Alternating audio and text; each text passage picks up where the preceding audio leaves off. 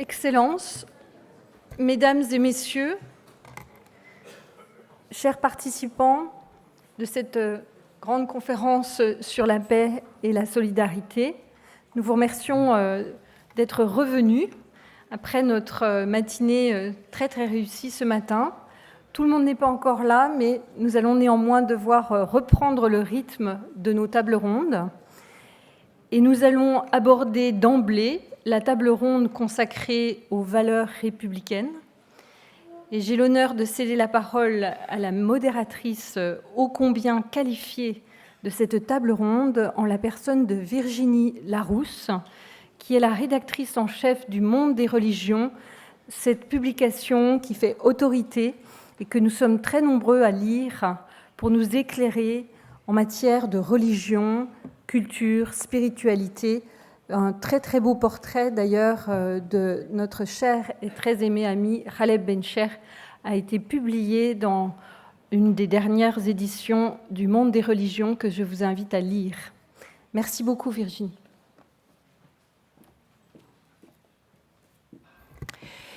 Bonjour à toutes et à tous, merci Hélène Pichon, merci aux organisateurs de cette journée et en particulier à Khaled Bencher pour cette invitation, pour discuter donc d'un thème ô combien d'actualité sur donc la conjonction entre valeurs républicaines et profession de foi.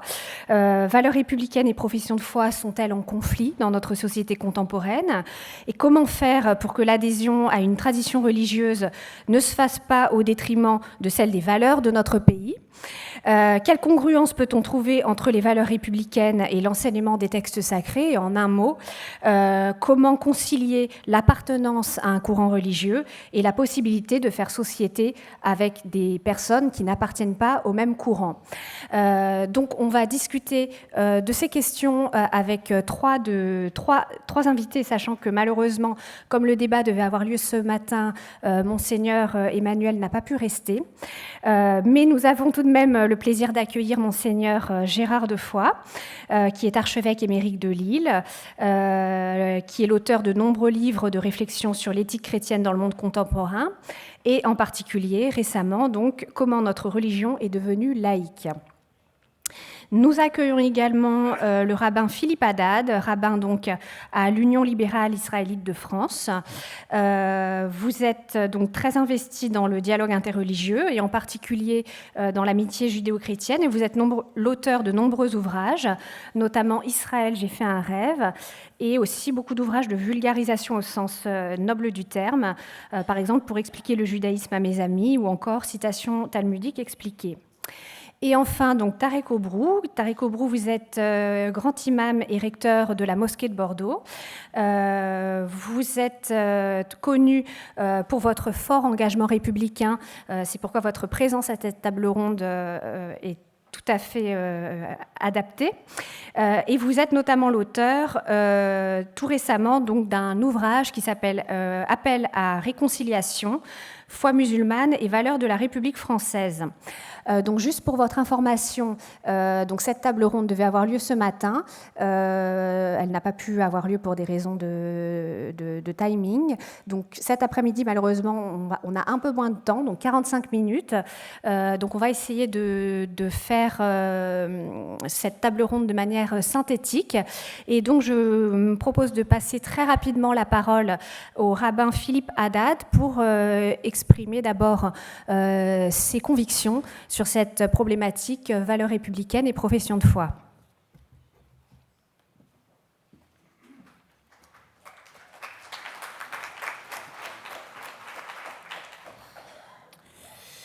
Voilà. Merci. D'abord, je tiens à m'excuser auprès des autres intervenants. Je devais passer ce matin, mais passant cet après-midi, et étant en même temps rabbin de communauté, je dois assister une famille pour un enterrement. Donc, malheureusement, je ne pourrai pas rester plus longtemps après mon intervention.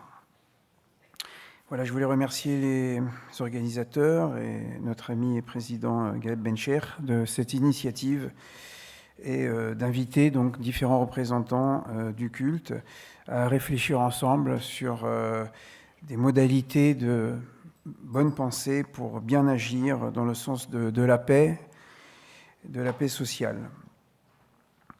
Je voudrais aussi exprimer toute ma reconnaissance à la laïcité, qui permet justement de nous rencontrer, de dialoguer en paix et en écoute fraternelle. Je voudrais aussi vous raconter une histoire juive. C'est une femme qui téléphone à son mari, qui lui dit « Chérie, attention, sur l'autoroute, il y a un homme qui conduit à contresens. » Et son mari lui dit « Chérie, je te rassure, il n'y en a pas un qui roule à contresens, il y en a au moins 10. »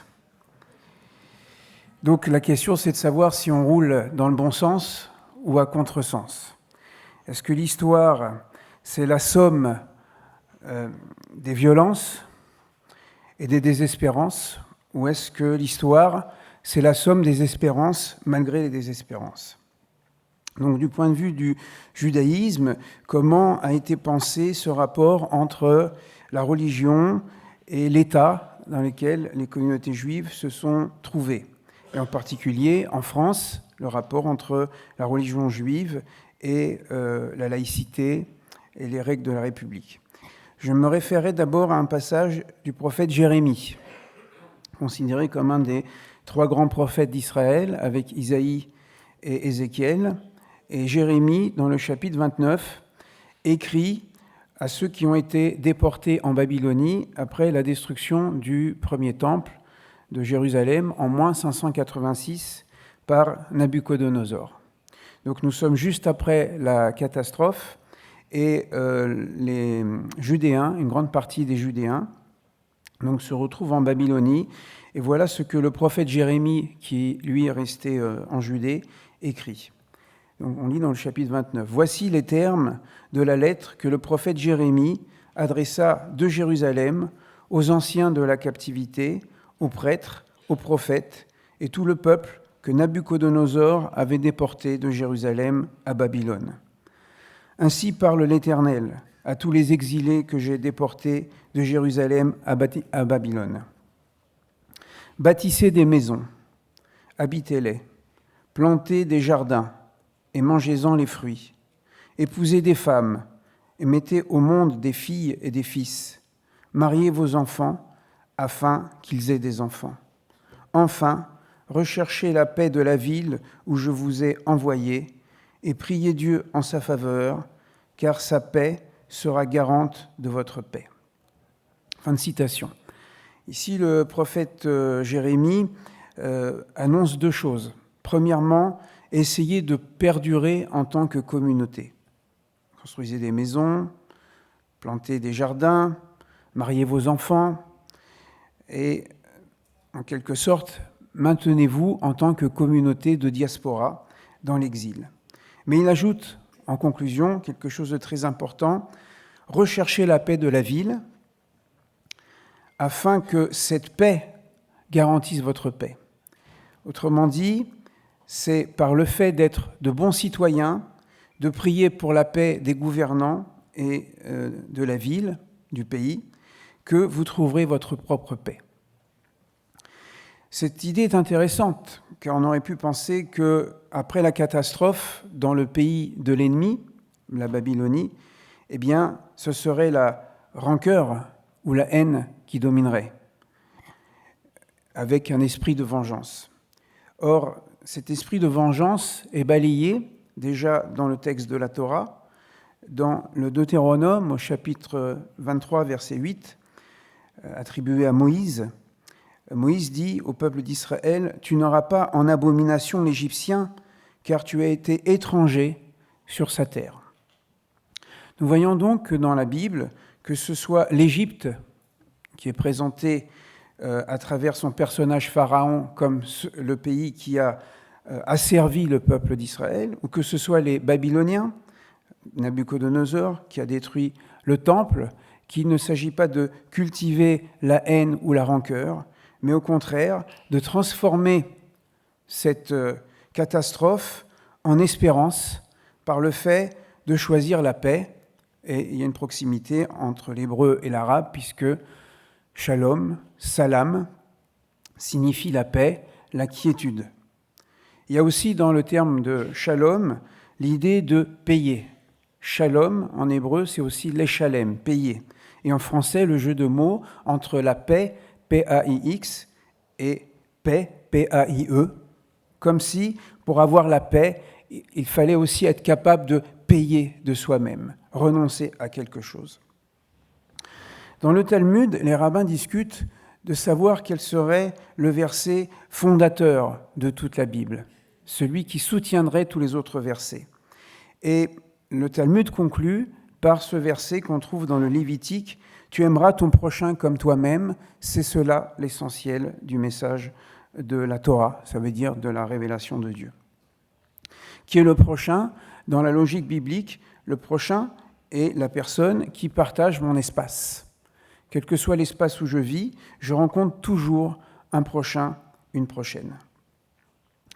Fort de ces enseignements, lorsque, au IIIe siècle, toujours en Babylonie, on a posé la question quelle était la place de la loi d'un État, lorsqu'il s'agit bien sûr d'un État de droit, pas d'une dictature, eh bien, la formule qui a été énoncée en araméen par un certain maître qui s'appelait Samuel s'exprime de la manière suivante, « Dina de Malchuta Dina », la loi du pays et la loi.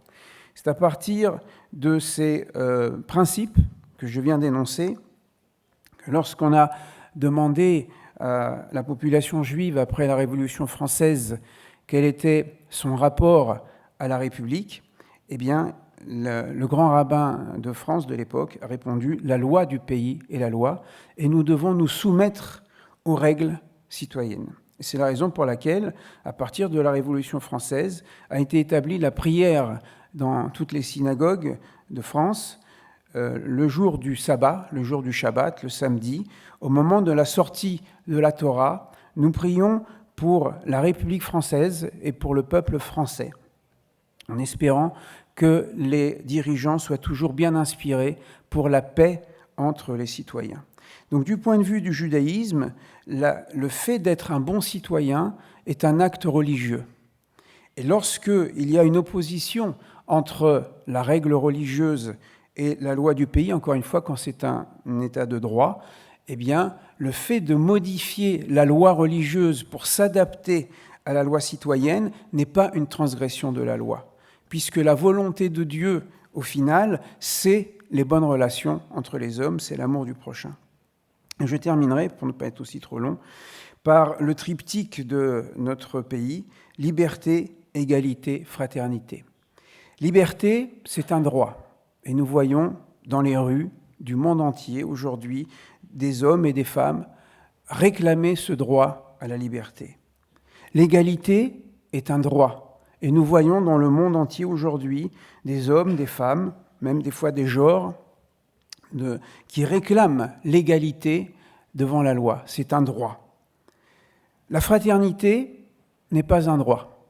Nous n'avons pas vu dans le monde des hommes et des femmes qui manifestent en disant « nous voulons la fraternité », parce que la fraternité est un devoir. Et justement, le troisième élément de ce triptyque nous invite sans doute à sortir de nos revendications de droit qui sont légitimes et qu'il faut défendre lorsqu'ils sont bafoués, mais peut-être d'aller plus loin que la revendication des droits et aussi de s'engager dans la fraternité, car il n'y a de fraternité que dans la volonté de fraterniser. Et c'est ce que nous faisons aujourd'hui. Et merci à ceux qui ont organisé ce colloque.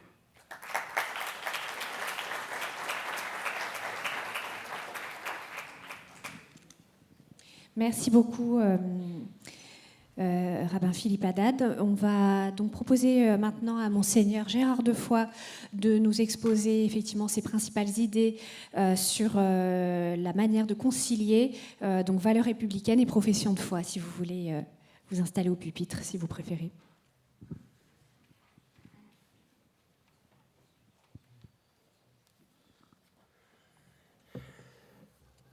Chers amis, mesdames, messieurs, le thème de la congruence entre les valeurs républicaines et l'enseignement des textes sacrés est évidemment très complexe. Ceci vient d'être évoqué par ceux qui ont pris la parole avant moi. Mais comme le disait ce matin le secrétaire général de la Ligue islamique mondiale, chaque pays a sa jurisprudence. J'ajouterai, chaque pays a son histoire. Et en France, la relation, la congruence, la cohésion, la convergence entre les valeurs républicaines et l'enseignement des textes sacrés, les deux termes sont importants, valeurs républicaines et textes. Cette congruence est liée à une histoire complexe, progressive de notre République, depuis les temps de sa formation. Pour les catholiques, le problème s'est posé lors de la Révolution française. Il s'agissait pour les fils des Lumières, qui étaient les révolutionnaires, d'émanciper la société moderne de la tutelle ecclésiastique et de promouvoir une éthique laïque, c'est-à-dire produite de façon démocratique, comme fruit de la volonté d'un peuple par délégation parlementaire, et non plus une façon de vivre prescrite au nom de Dieu, au nom des hommes et non au nom de Dieu. Toutefois, nous le verrons, cette révolution qui a écrit les droits de l'homme et du citoyen, qui a érigé la trilogie de la liberté, de l'égalité et la fraternité que nous répétons aujourd'hui, toutefois, cette révolution n'était pas indemne de toute symbolique religieuse. Anticléricale, certes, la République laïque ne se voulait pas pour autant athée. Surtout pas. Pour Robespierre comme pour Jules Ferry un siècle plus tard, l'athéisme est même une aberration. L'éthique laïque entend être humaniste, libre de toute allégeance institutionnelle catholique, en particulier des justifications théologiques qui étaient liées au modèle monarchique.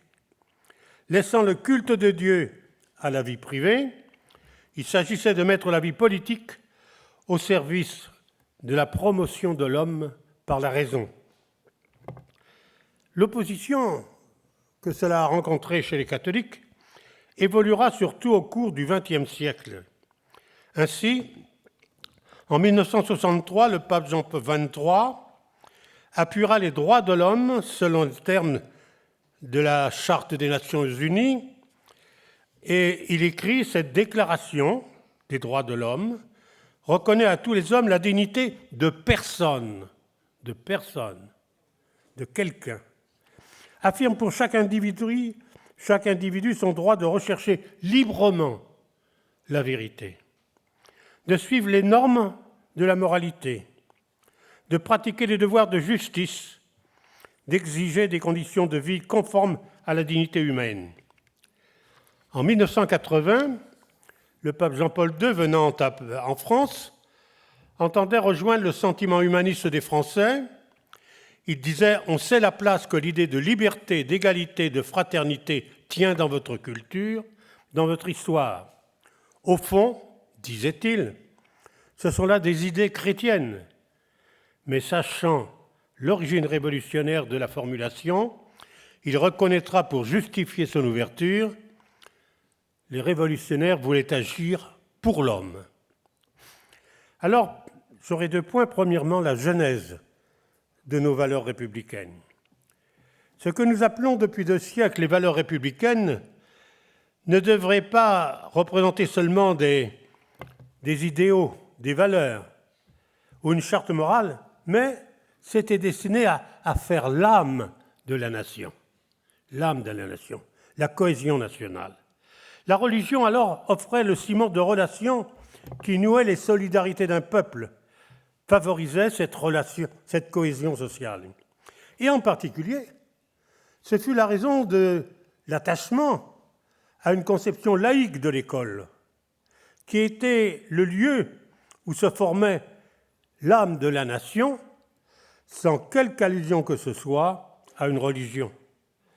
Ces références devaient offrir la pierre angulaire d'une identité, ces références humanitaires, je dirais, la pierre angulaire d'une identité, le socle d'une sécurité morale, inspirer les actes d'un bien public à l'échelle nationale.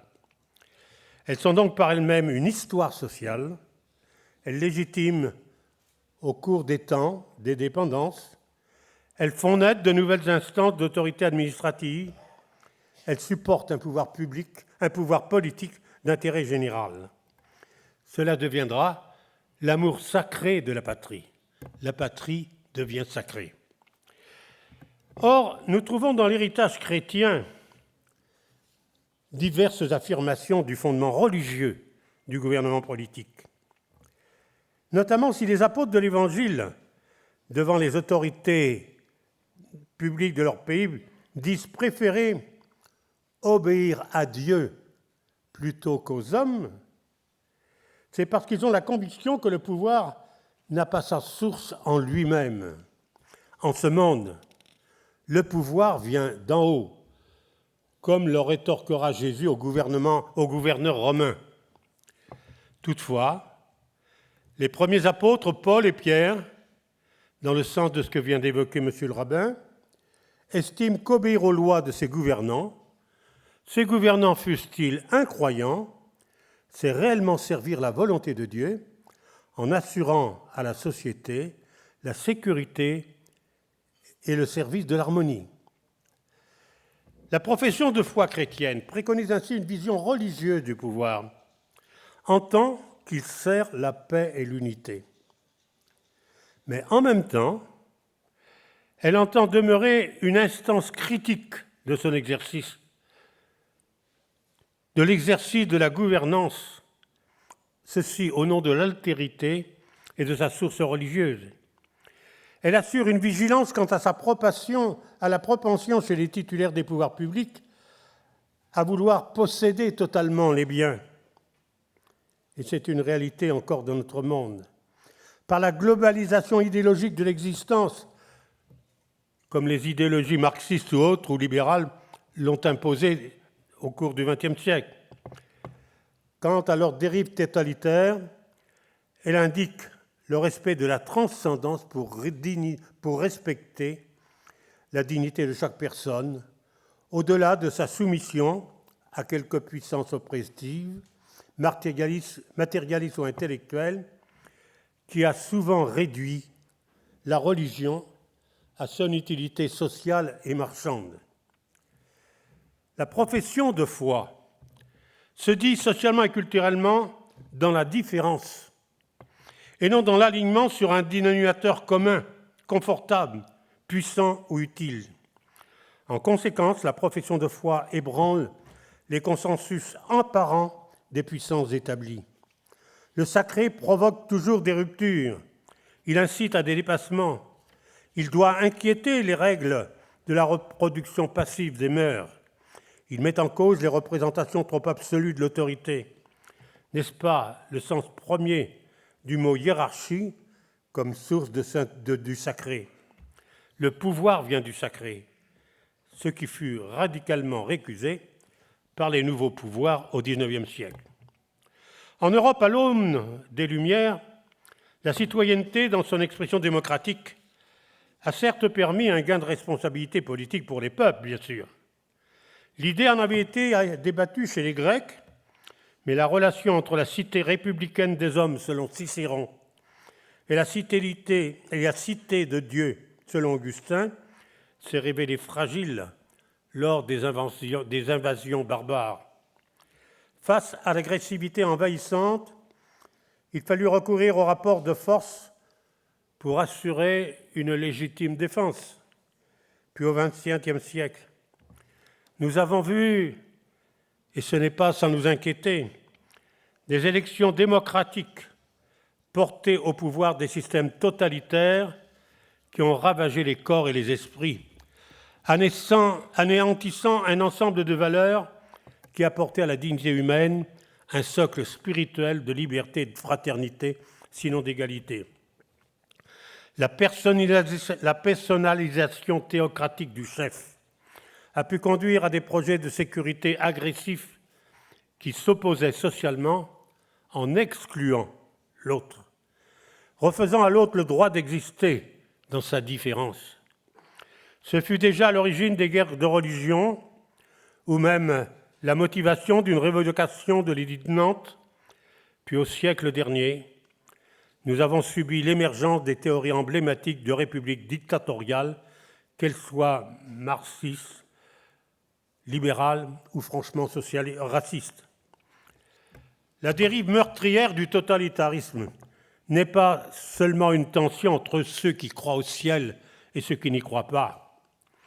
Cette dérive du totalitarisme s'insinue dans les requêtes de sécurité et de permanence de la société mondiale et parfois même se confond avec des appartenances locales ou culturelles, portant certains à des tentatives communautaristes de diverses obédiences. La passion violente corrompt alors la qualité spirituelle qui supporte nos identités, nos solidarités.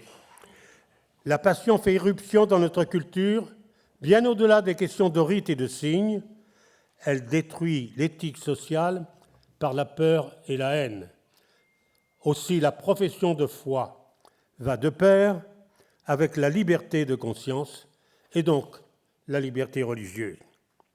Mais alors, qu'en est-il de nos textes sacrés? C'est ma dernière partie. C'est alors que le croyant, qu'il vienne du judaïsme, du christianisme, de l'islam ou d'autres philosophies spirituelles encore, est conduit à relire ces textes, les textes sacrés. Il n'y trouve pas d'abord une doctrine politique sans concession, une dogmatique figée, comme on a vu quelquefois, imposant des prescriptions sans nuance, élevant un mur de contraintes d'application. Notre rapport à nos textes, que de façon différenciée, nous considérons comme sacrés, c'est d'abord un acte d'intelligence spirituelle, une œuvre, et ça, monsieur le grand rabbin l'a dit, une œuvre d'interprétation de la vision du monde et des hommes qu'ils évoquent. Nous partageons d'une façon ou d'une autre, par nos textes sacrés, la foi de nos ancêtres. Lire un texte religieux, c'est toujours opérer une actualisation de sources patrimoniales qui suscitent la conscience morale et sociale du croyant. Car le respect de la langue religieuse des autres, l'accueil de ses valeurs, de ses transcendances, élève notre lecture du présent pour attendre une nouvelle plénitude d'accomplissement. Il est à la fois rencontre, quête de sens et d'alliance. À l'encontre, le fondamentalisme est une réduction du texte à des mots. Il emprisonne l'esprit dans les signes de la langue, dans les mimes du rite, ou matérialise le message en étrangeté de l'habit. Il exprime aussi une ambition de pouvoir global pour maîtriser la vérité, en faire un instrument de domination, une possession politique. Le christianisme, le catholicisme n'y a pas échappé au cours de l'histoire. Cette réduction du sens à notre ego, c'était dit tout à l'heure aussi, réduit la foi à l'adoration de soi-même. Elle enferme le temps dans la répétition de soi, dans la reproduction de son propre passé. Alors que la tradition vivante et mémoire, puis relecture permanente du texte pour en recevoir le sens comme une parole venue au-delà des mots, la tradition nous met en posture de dialogue et non de nostalgie crispée sur un rempart d'autoprotection. L'enjeu de la lecture du texte sacré devient un problème social et politique. Ce fut très net lors des luttes religieuses du temps de la Réforme, nos différentes lectures de la Bible. Et nous l'avons vu en Allemagne, dans les événements de 1933, ou plus tard encore, dans un pays naguère marxisé. Le totalitarisme induit la dictature du sens, c'est-à-dire l'exclusion d'une prise en compte de l'ailleurs et de l'autre, de la parole des autres. Or, ceci qui nous semble dominant au niveau des intérêts politiques et culturels se révèle tout autant destructeur sur le plan moral ou dans le domaine religieux. Faut-il rappeler aux Français d'aujourd'hui la sagesse intellectuelle du laïc Jules Ferry, écrivant aux instituteurs en novembre 1883 pour leur recommander le respect des convictions morales et spirituelle des parents des enfants qu'ils avaient en classe. On ne construit pas une nation ou une société sur l'indifférence à l'autre, sur le mépris de ses icônes, pas plus que sur le consumérisme de l'instant. Quand le débat politique s'enferme dans les dédales étroits des désirs anarchiques et la passion des volontés de puissance, à court terme, il devient le champ de bataille des égos, la braderie des rapports de force qui brisent la cohésion nationale. Nos textes ne sont pas des écrits du passé. Ils sont la mémoire de peuples qui, avant nous, ont rêvé leur salut. Ces textes et ces récits sont mis entre nos mains pour construire une société par la rencontre des autres, dans le pluralisme d'une fraternité familiale. Ils s'ouvrent ainsi en dialogue responsable avec les multiples spiritualités qui fleurissent dans le cadre de la République. Nos textes déplacent nos questions. Alors les valeurs républicaines ne sauraient s'ériger en un absolu transcendant, une sacralisation centralisée de lois et de décrets. Nos valeurs républicaines s'inscrivent dans l'histoire de la République. Et là, les croyants, comme les non-croyants, sont pleinement acteurs du même bien commun, avec tous. C'est une aberration intellectuelle et politique que j'ai lue ces jours-ci. Quelqu'un affirmait récemment que la laïcité républicaine, c'est la loi au-dessus de la foi. Eh bien, je dis non, car ce serait nier la liberté de conscience pour tous, la liberté d'association pour prier, la liberté d'expression pour éclairer moralement les débats comme autant d'espaces de liberté du citoyen, ce qui ouvre la porte à la dictature des idées. Or, je dois le noter, en Allemagne d'abord et ensuite en France, ce sont des religieux, en particulier réformés, qui ont alerté au prix de leur vie, qui ont alerté l'opinion sur les dérives nazies d'avant la Seconde Guerre mondiale. Les textes sacrés, nés au cours d'une expérience croyante d'hier, tissent une tradition culturelle et spirituelle dans les diverses cultures. Leur relecture s'enrichit de l'expérience historique et solidaire de la nation. Chers amis, c'est la grâce de la démocratie que d'émettre des lois par le dialogue et non par la soumission des consciences face à un État qui se voudrait maître de ses consciences. En ce sens, le pluralisme religieux dont nous témoignons dans notre rencontre d'aujourd'hui, c'est un terreau où les convictions philosophiques ou religieuses, les professions de foi tracent les chemins d'une gouvernance moderne. Celle-ci est faite de structures techniques, de messages rationnels, de symboles réconciliateurs qui, tout en gardant leur sel ancestral, font corps avec la nation. L'ambition de la laïcité peut alors se dire en termes de vivre en commun dans la polyphonie spirituelle de nos différences. N'est-ce pas le sens de notre trilogie liberté, égalité, fraternité? Le texte n'est pas un refuge, il est une parole, il est un échange. Pardonnez-moi, Monseigneur, vous pourriez... Mesdames, Messieurs, hommes du XXe siècle, je suis né alors que mes aïeux évoquaient devant moi la tuerie des corps dans les tranchées de la Marne en 1914.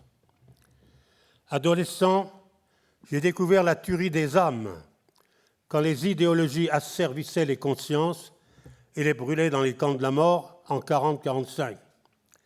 Depuis, nous pouvons nous interroger ensemble sur la braderie des valeurs dans les responsabilités politiques, celle de l'honnêteté citoyenne, de gouvernants mis en examen, celle de liberté de conscience par rapport à la vie et à la famille. Aussi, comment ne pas espérer que les uns et les autres, là où nous sommes et selon notre patrimoine religieux, ensemble, nous oserons garder le souffle d'un humanisme spirituel. Je vous remercie. Merci beaucoup, Monseigneur Defoy. On va céder la parole à Tarek Obrou et on va saluer Monsieur le rabbin Philippe Haddad. Merci beaucoup de votre présence. Et désolé pour les petits soucis d'organisation. Merci beaucoup. Tarek Obrou, c'est J'ai combien de temps? 10 minutes. Ça va être un peu violent, mais je vais essayer d'être concis. Le sujet étant très, très complexe par nature, je vais essayer de faire des simplifications. Et donc, qui dit simplifier, dit altérer. Donc, je vais me risquer dans cet exercice de simplification. Je voudrais rappeler d'emblée que l'islam est une spiritualité à l'origine, une religion qui est devenue une civilisation sous l'effet de l'histoire.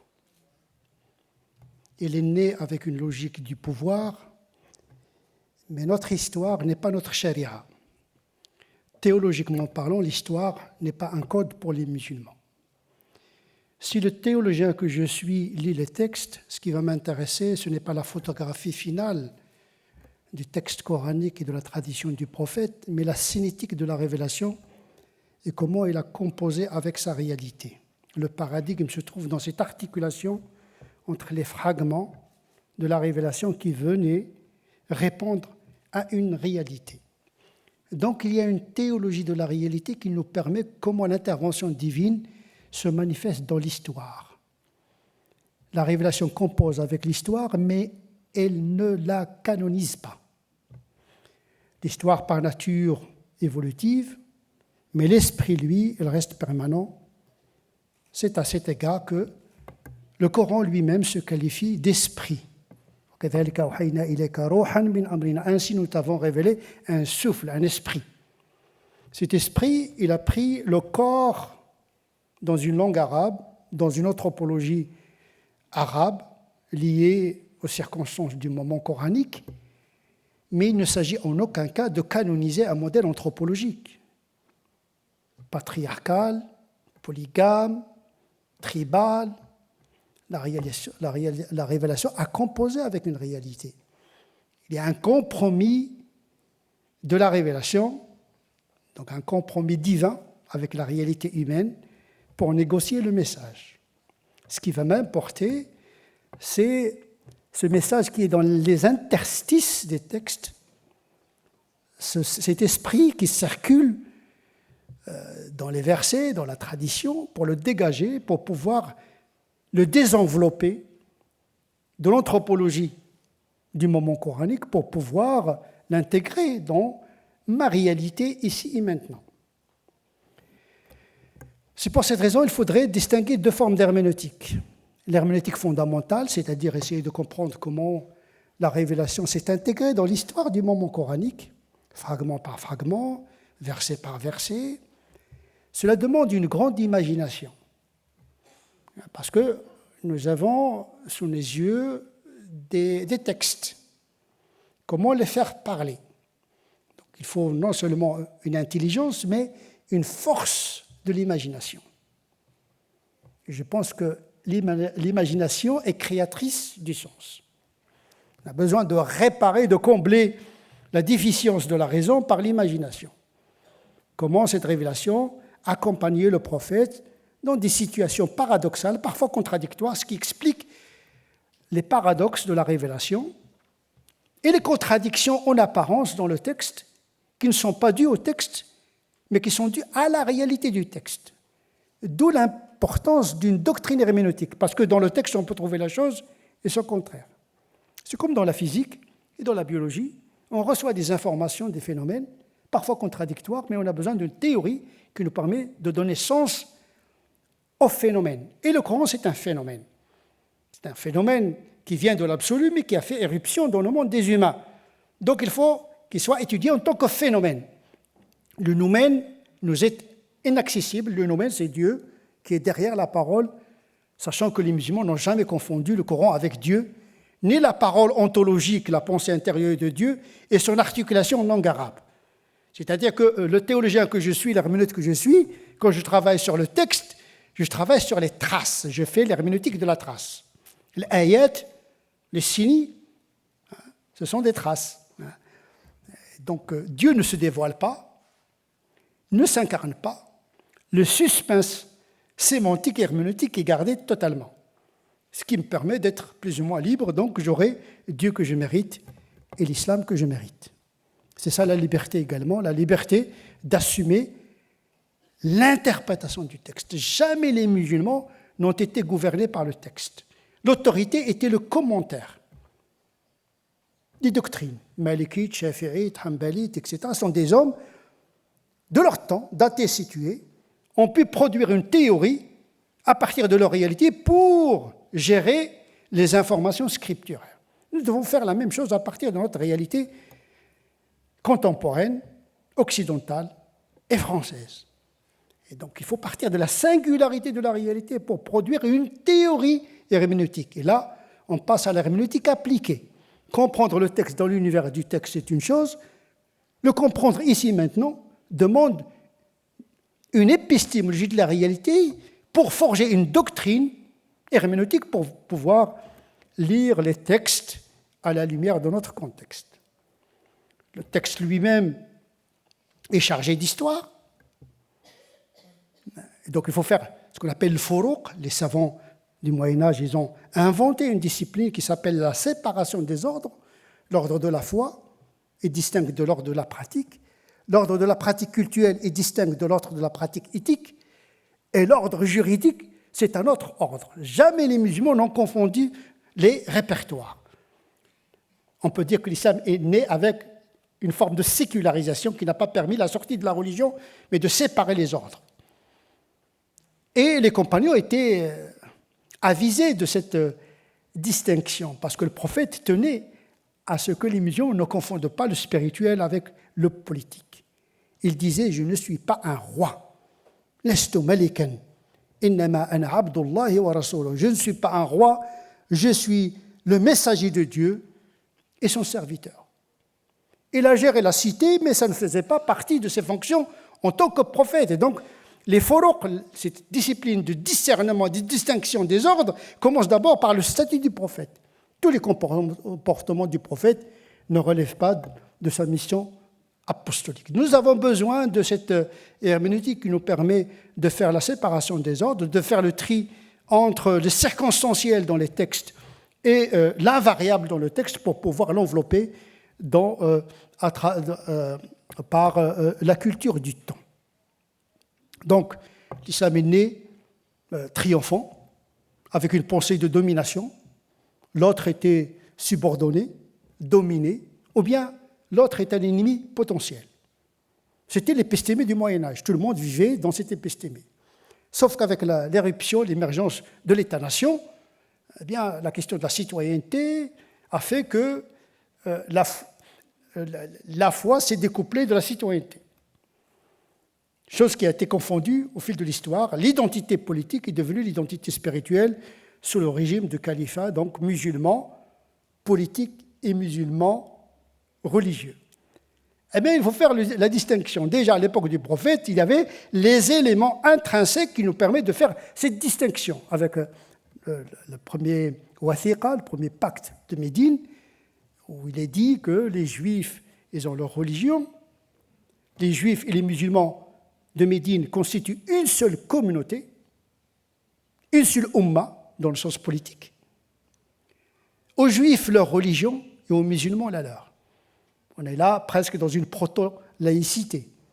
Donc il y a une distinction entre l'appartenance à la umma spirituelle et une distinction avec l'appartenance à la umma spirituelle. Donc c'est possible fondamentalement. Théologiquement, c'est possible. Il ne s'agit pas là de faire une concession par défaut. C'est dans les éléments endogènes de notre pensée, cette capacité de faire le discernement et d'organiser la religiosité autrement. Moi-même, je travaille sur le concept de charia de minorité, c'est-à-dire une visibilité ramassée, une utilisation de la charia, c'est-à-dire une charia fractale, où le tout est dans la partie. Le musulman n'est pas obligé de pratiquer tous les enseignements de le fiqh. C'est la réalité qui détermine son rapport à la norme. C'est pour cette raison que le droit des musulmans en France, c'est le droit français, dans le cadre desquels cette charia doit trouver une certaine visibilité qui ne trouble pas l'ordre laïque de la société. Donc la réalité faisant partie de la théorie normative, c'est à partir de cette réalité républicaine où il y a deux éléments qui parfois sont contradictoires. Un droit positif favorable à la visibilité de la religion dans l'espace public, mais une culture rétive, laïque, à tout ce qui est visibilité de la religion dans l'espace public. Je dirais même, il y a une petite schizophrénie française. D'un côté, le droit à la liberté religieuse, mais attention, vous devez avoir une visibilité invisible. Donc là, les musulmans, ils doivent gérer ce droit favorable à l'expression de la religion dans l'espace public tant que cette visibilité ne trouble pas l'ordre public établi par la loi, parce que seule la République est laïque. La société n'est pas laïque, le citoyen n'est pas laïque, parce qu'il peut être athée, agnostique, croyant, bouddhiste, etc. Ce serait une hérésie de qualifier le citoyen comme laïque. On n'est pas en Belgique. En Belgique, le laïque est une catégorie à côté du chrétien, du juif et du musulman. Le laïque, il représente l'agnosticisme ou bien la libre pensée. En France, la laïcité n'est pas athée, n'est pas agnostique. C'est un cadre dans lequel il y a une liberté d'expression convictionnelle à une seule condition, ne pas troubler l'ordre public établi par la loi. Les musulmans doivent s'adapter au droit français, mais pas uniquement. Il y a une deuxième étape. Pour moi, l'éthicisation de la charia, c'est-à-dire une charia contractée à un niveau éthique, personnel, qui s'exprime dans le droit français en vigueur, c'est nécessaire, mais ce n'est pas suffisant. Dans une société, il n'y a pas que le droit. Ce qui gère au quotidien les relations entre les gens, ce n'est pas le droit, mais c'est la culture et les mentalités. La deuxième étape, c'est la théologie de l'acculturation. L'islam est amené non seulement à s'adapter au droit, mais de s'acculturer, s'approprier de l'histoire occidentale. L'a'ada sharia muhakkama, comme disent les savants, la culture est normative, nous devons l'intégrer dans l'économie et le métabolisme de l'élaboration des normes, des pratiques éthiques et culturelles dans l'espace public français qui nous occupe ici et au sein de la République française. Et je vous remercie. Merci beaucoup, Tarek Obrou. Alors, on manque vraiment de temps, mais je vais quand même prendre la liberté de poser deux petites questions à nos deux interlocuteurs. Comment, justement, Monseigneur de foi, Tarek Obrou, comment est-ce qu'on fait quand, par exemple, la République française ou toute autre démocratie adopte des lois qui paraissent antinomiques au système de valeurs que défendent les croyants ? Comment est-ce qu'on fait pour que leur religion ne se transforme pas en système de sécession par rapport à l'État et par rapport à la République ? À vous deux. Je pense en particulier, par exemple, aux lois sur le mariage pour tous, aux futures lois bioéthiques qui, effectivement, crispent beaucoup de croyants, qu'ils soient donc croyants chrétiens, croyants musulmans. Comment est-ce qu'on fait pour que la religion ne se transforme pas en instrument de sécession ? Écoutez, d'abord, le propre d'une religion qui se respecte, c'est d'œuvrer pour l'union et pas pour les divorces. Voilà. Toute interprétation qui crée une aliénation, un divorce intérieur et un divorce sociétal n'est pas une bonne interprétation de la religion. La conciliation, la réconciliation est le propre d'une religion digne de ce nom. La réconciliation avec le divin, avec l'autre, avec soi-même. Donc il faut toujours chercher un point de rencontre avant le point de disjonction. Premièrement. Deuxièmement, les croyants sont des citoyens. Ils ont des convictions, ils les expriment à travers les urnes, à travers le débat public. Ils participent à la démocratie. Les religions font partie de la société, font partie de la République. La question qui se pose, quelle est la nature que doit entretenir une religion avec le politique ? Mais il y a toujours une relation. Il n'y a pas de rupture, puisque les religions sont dans la laïcité, ne sont pas à côté de la laïcité. Et donc le débat sur le mariage, le divorce, la question des bioéthiques, etc., tout ça, ça fait partie d'un débat public. Chacun a ses convictions, que ce soit de l'ordre de la transcendance ou de l'immanence. En tout cas, c'est la démocratie qui gère ce pluralisme convictionnel. Monseigneur de foi ? Je ne vois pas ce que je pourrais dire différent, tout à fait. Je pense Vous êtes qu'à ce à moment-là, l'UNICI. en tant qu'instance religieuse, on peut donner notre point de vue, le dire, l'exprimer, essayer de dire, voilà les dangers ou les dérives que nous voyons, les questions que cela pose. Mais en fait, je dirais, ce ne sont pas les religions qui font la loi. D'autre part, que nous avons, par rapport à la loi, tout à fait conscience de sa fragilité, car on voit des lois qui sont ensuite abolies, enfin, etc., etc. C'est de l'ordre de la gouvernance, de l'ordre des mentalités, de l'ordre de la société. Nous n'avons pas à remplacer l'autorité politique, mais nous avons à dire un certain nombre de choses. Comme dit souvent le cardinal 23, c'est simplement s'adresser aux consciences. Après, chacun vote. Après, chacun fait ce qu'il veut. Puis, d'un autre côté, là aussi, un de mes collègues le disait ces jours-ci, bien, on peut très bien penser que sur un certain nombre de questions, même c'est sûr, notre foi nous dicte ou nous propose des attitudes différentes de celles qui sont préconisées, je dirais, par le pouvoir politique. Je l'évoquais dans mon intervention tout à l'heure. Effectivement, quand d'abord en 1933, il y a eu Hitler a été promu, a été élu, que des religieux, en particulier des protestants, les catholiques ont été, à mon avis, moins fermes en tout cas. Ce serait à discuter. Mais qu'on s'exprime en disant ces lois sont tout à fait contraires à la dignité humaine, à la relation fraternelle avec les autres, à la solidarité nationale, c'est tout à fait, je crois, de notre métier, de notre rôle. Après, c'est pour ouvrir un débat et non pas le fermer. Ce n'est pas nous qui faisons les lois, ce sont les citoyens.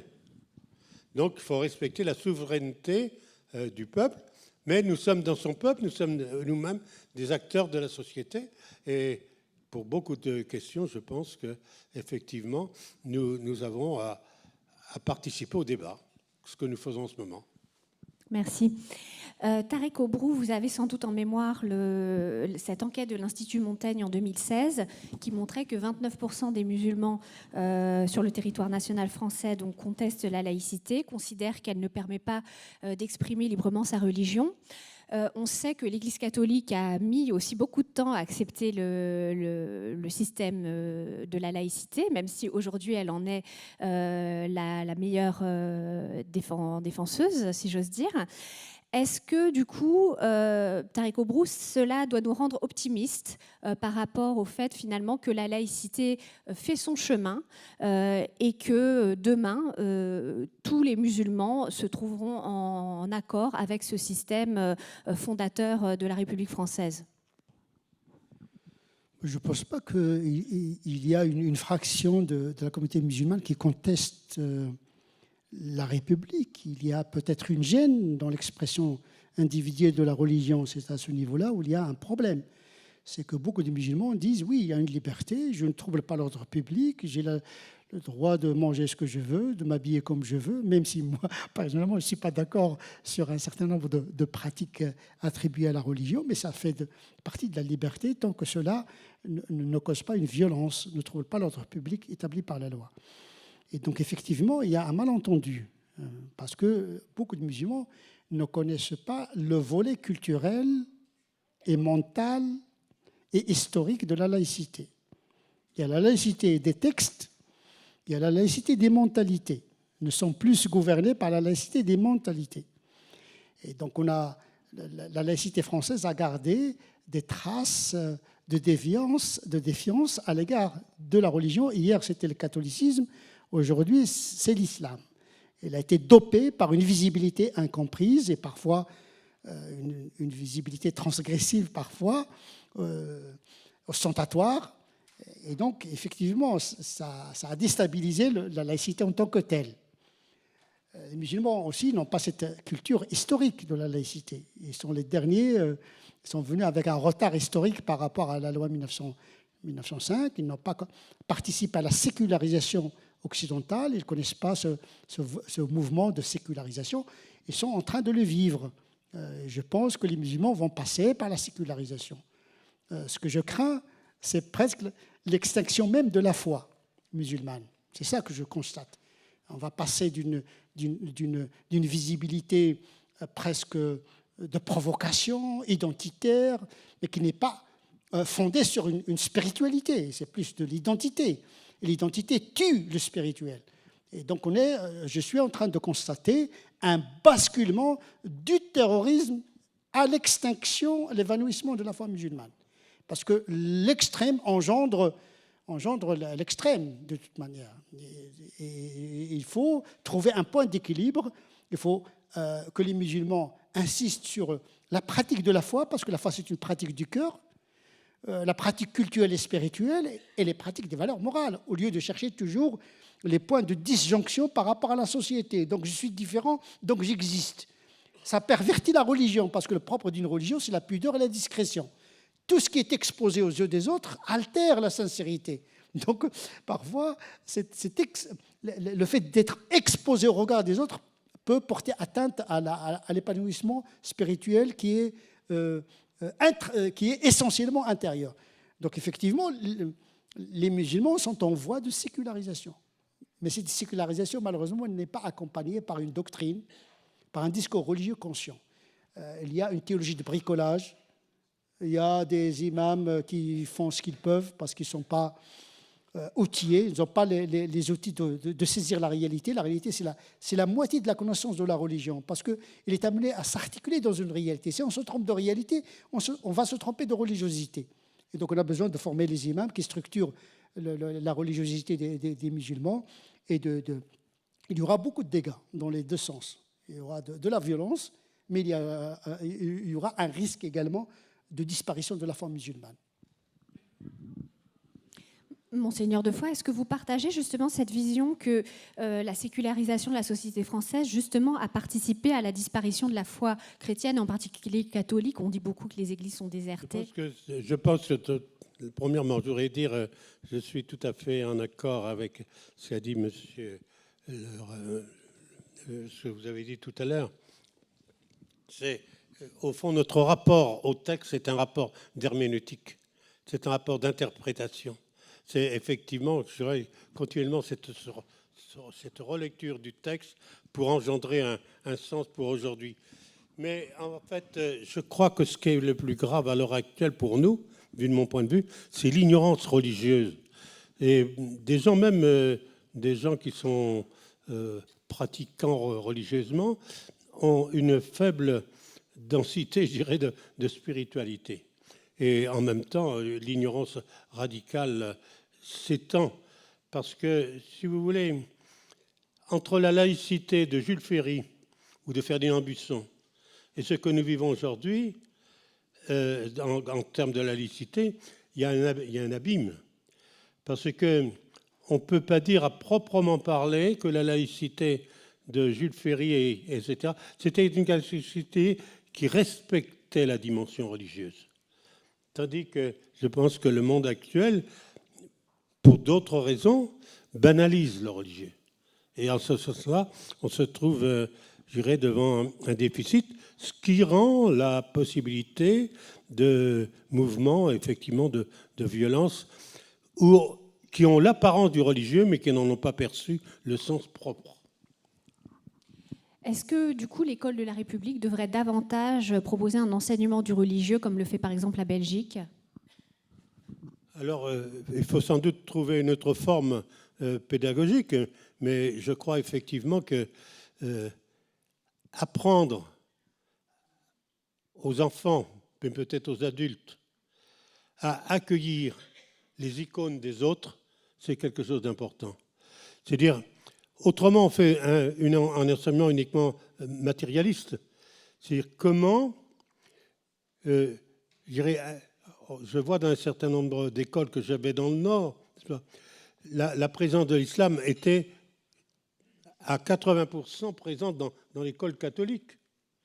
Donc il y avait là la nécessité de permettre à des enseignants, non pas de faire du prosélytisme, mais au contraire de permettre à chacun de croire intelligemment ce qu'il croit.